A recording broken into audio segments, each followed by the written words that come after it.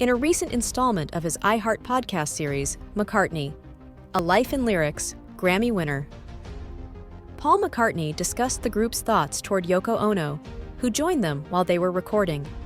It happened while the band was heading toward a dissolution, as McCartney clarified, while they were recording the White Album in 1968.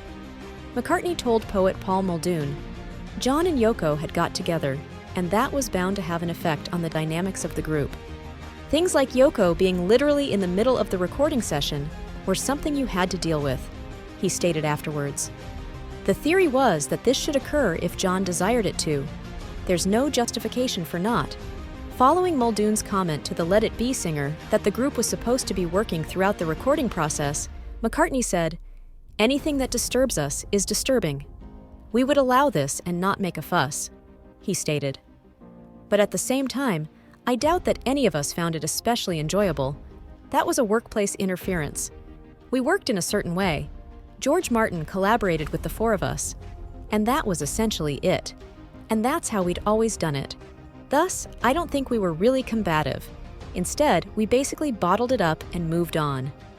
McCartney went on to say that in the end, being in the studio was a part of the Beatles' job. It was the Beatles' concept as well as this simple, sensible notion that this was our job.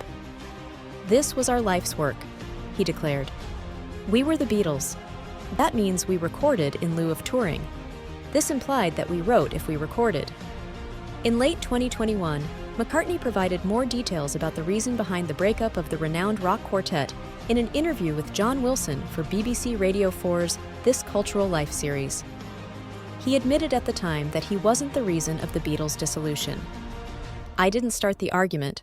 That was our Johnny," McCartney remarked of the band's dissolution in 1970, following the decisions of Ringo Starr, George Harrison, John Lennon, and McCartney to go their separate ways. "It was not me who started the argument. Oh my God, no," he continued. "John walked into a room one day and said, 'I am leaving the Beatles.' Is that instigating the split or not?